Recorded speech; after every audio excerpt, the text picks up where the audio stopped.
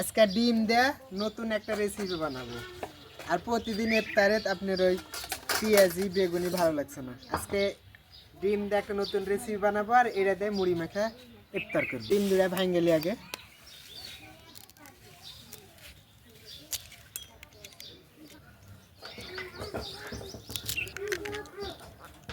কাপের ভিতর ডিমটা গুলাবো, তো কাপের ভিতর হবে না, খুরাতি ঢালা লাগবে। পাতা দিয়ে দিব, পরিমাণ মতো লবণ, মরিচের গুঁড়া, ঝাল ঝাল না হলে ভালো লাগে না। ডিমটা ভালো করে ফেটালি, পরিমাণ মতো তেল দিব, এখন ডিম দেখবো।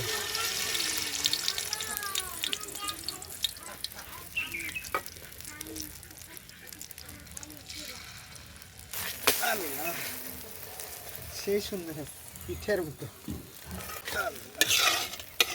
তো আমার ডিম ভাজা হয়ে গেছে, এদিকে আমার ডিম ভাজা হয়ে গেছে।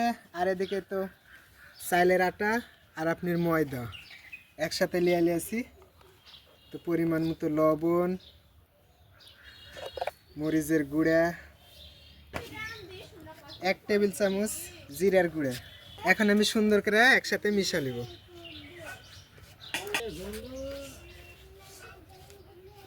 আমার মিশানো হয়ে গেছে। এখন আমি 4 টেবিল চামচ আটা, মানে মিশানো আটা তো কাপের ভিতর গুলে নিব। বেশি পানিও দিব না, অল্পও দিব না।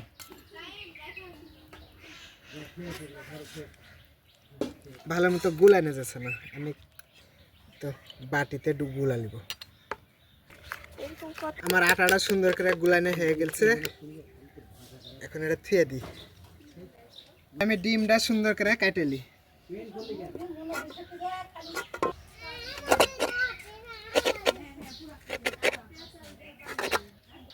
ডিমগুলা সুন্দর করে কাটা হয়ে গেছে পিস পিস করে।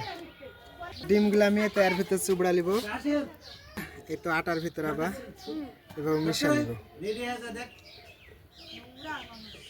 এখন একটা একটা করে সব এইভাবে আটা ভরা নিব।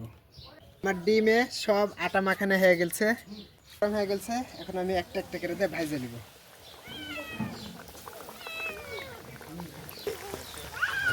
তো এক পিঠ হয়ে গেছে, এবার উল্টা ওই পিঠও ভেজে নিই। মচমচে করে ভাজা হয়ে গেছে, এখন আমি তুলে নিই।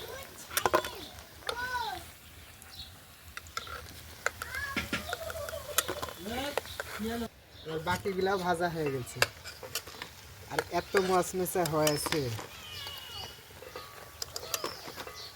আমার সব ভাজা হয়ে গেছে। এবার ভাঙ্গা দেখি ভিতরে কি অবস্থা।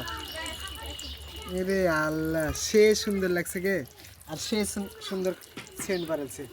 এগুলা দিয়ে আজকে ইফতারি আমার মুড়ি মাখাও খাবো, এমনিতেও খাবো। লাও এই চারটা দিয়ে তোমরা মুড়ি মাখা খাওয়া, এগুলা দিয়ে আমরা মুড়ি মাখে ইফতারি করবো আজকে। ভিডিওটা এই পর্যন্তই। আল্লাহ হাফেজ।